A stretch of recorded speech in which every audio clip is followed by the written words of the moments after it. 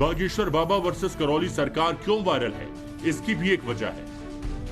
करौली सरकार के यहाँ मुर्दों को जिंदा कर देने का दावा किया जाता है, जबकि बागेश्वर धाम के दिव्य दरबार में ऐसा दावा नहीं होता। करौली सरकार के दरबार में लाइव के दौरान 3 इंच लंबाई बढ़ा देने जैसे चमत्कार का दावा किया जाता है। हालांकि बागेश्वर धाम में भक्तों के साथ ऐसे चमत्कार नहीं होते। करौली सरकार के आश्रम में एंट्री होने के बाद रजिस्ट्रेशन के 100 रुपए लगने के बाद अलग अलग मत से कम 1,50,000 रुपए खर्च होना तय है। जबकि बागेश्वर बाबा और उनके भक्तों का दावा है कि बागेश्वर धाम में पर्ची के लिए पैसे नहीं लिए जाते। करौली सरकार के चमत्कार के वीडियो की सोशल मीडिया पर भरमार है। उनके वीडियो देखने से लगता है कि करौली सरकार यमराज को सीधे ऑर्डर देते हैं। इस वीडियो को देखने के बाद तो सिर्फ यही कहा जा सकता है, क्योंकि जो मरे हुए को जिंदा कर दे उसे अजूबा ही कहेंगे। यमराज इस कन्या से दूर हटे,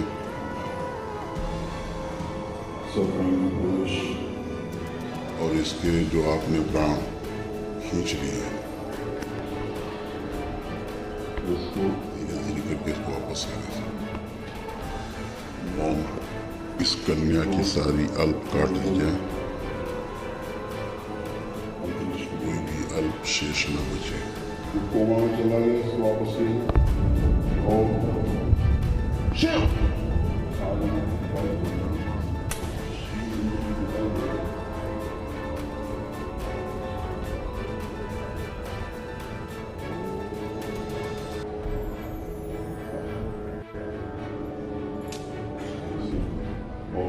जितने शरीर कटे पड़े इसके स्वयं के सब जोड़ दिए जाए, सारे शरीर जोड़ दिए जाए इसके उन्हें, और कोमा में सफेंगी वापस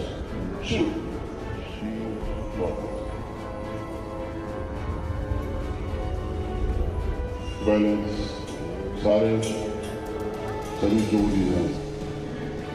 उठिए बेटा, उठो, क्या नाम है इसका, नाम लो पूरा, उठिए, करवट लो, करवट लो, करवट आप छोड़ो, आप हटो, आप हटिए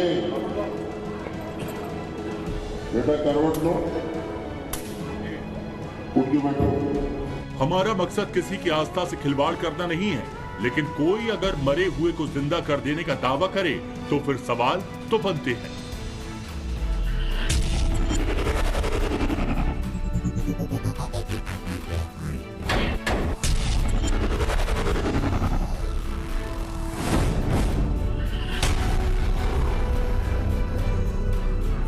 करौली सरकार के खिलाफ सवाल उस वक्त भी उठे जब नोएडा के डॉक्टर ने उन पर आश्रम में पिटाई करवाने का आरोप लगाया।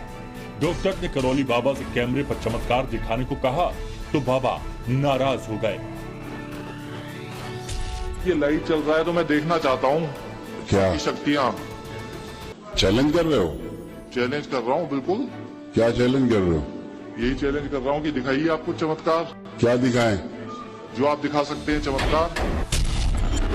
मामले में करौली सरकार के खिलाफ कानपुर के बिदनू थाने में एफआईआर दर्ज हुई तो घूम फिरकर बात सनातन के खिलाफ साजिश पर आ गई। लेकिन जब सवाल एक झटके में हाइट बढ़ाने वाले चमत्कार को लेकर हुआ तो बाबा इसका श्रेय संकल्प और प्रार्थना को देने लगे। शिव, संकल्प, बैलेंस और स्मृति, ये वो 4 शब्दों का मायाजाल है जो करौली सरकार अपने दरबार में आए भक्तों का इलाज करने के लिए इस्तेमाल करते हैं और हवा में ही ग्लूकोमा जैसी बीमारी का इलाज महज चंद सेकंड में करने का दावा करते हैं। 8 बार सर्जरी हुई है, 7 बार। ग्लूकोमा नामक रोग ऐसा है जिसका संसार में इलाज ही नहीं बना, नहीं है, इलाज नहीं बना। और ये बच्चा आप देख रहा है पूरी तरह से, और बगैर चश्मे के देख रहा है। इतना मोटा चश्मा लगा रखा था आपने भी। अब इसकी नई आंखें लगा दी गई, नई आंखें लगी इसकी, ठीक, नई आंखें हो गई, नया शरीर दे दिया गया। ये सब देख पा रहा है। शिवान, तुम्हें अच्छा लग रहा है? हैं? कैसा लग रहा है? एकदम बहुत अच्छा। बहुत अच्छा। बात करौली सरकार के आश्रम या यूं कहें कि माया लोग की करें तो वो किसी महल से कम नहीं। आश्रम करीब 14 एकड़ में फैला है और यहाँ रोज 4 से 5 हजार लोग आते हैं, लेकिन इसके लिए भक्त को जेब भर के जाना पड़ता है। 100 रुपए के रजिस्ट्रेशन के बाद एक एक करके चार्ज बढ़ते जाएंगे। 100 रुपए का बंधन चार्ज सिर्फ सफेद धागा बांधा जाता है, जिसे हर 3 महीने में रिन्यू कराना होता है। इसके बाद 100 रुपए की 2 अर्जियां दरबार में लगती हैं। साथ ही कम से कम 9 हवन कराने होंगे और हवन की कीमत करीब 3500 रुपए होगी। हवन के लिए किट को भी बाकायदा रेट तय है। हर दिन हवन के लिए नई किट, जिसकी कीमत 31,500 रुपए है, यानी कुल मिलाकर आपका खर्च 1,50,000 से ऊपर होगा। अब खबर है कि करौली सरकार बाबा ने पूजा पद्धति की फीस भी बढ़ा दी। बताया जा रहा है कि 1 अप्रैल से किसी भी परेशानी को दूर करने के लिए फीस को बढ़ाकर 2.5 लाख रुपए कर दिया गया है।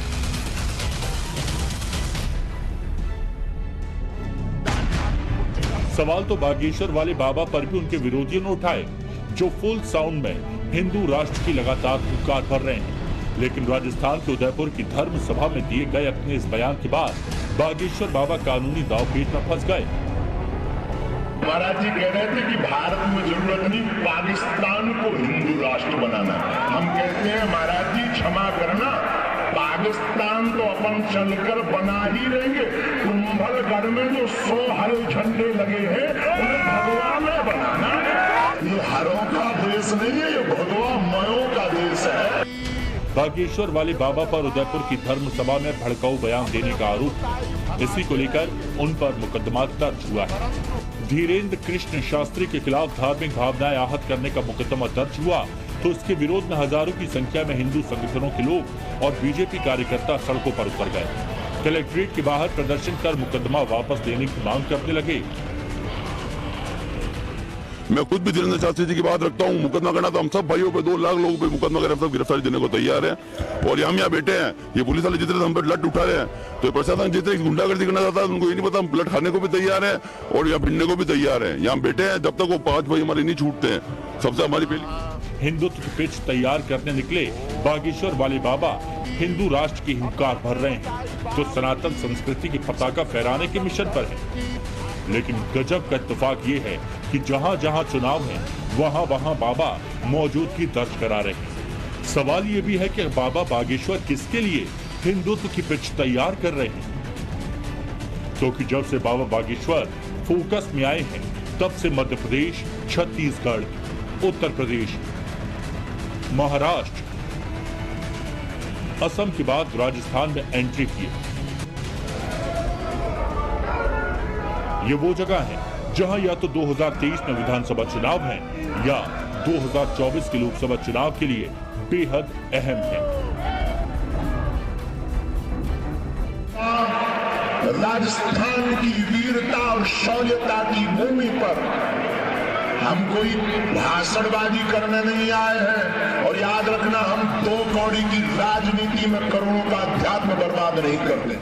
मुसीबतों की ठटरी बांधने वाले बागेश्वर वाले बाबा फिलहाल हिंदुत्व और सनातन के ध्वज वाहक बन गए हैं और आफत को बैलेंस करने वाले करौली सरकार विवादों की सुर्खियों में। अब देखना है कि भक्तों को पितृदोष और प्रेत बाधा से मुक्ति दिलाने वाले करौली सरकार कानूनी दांवपेच की बाधा से खुद को कब मुक्ति दिलाते हैं।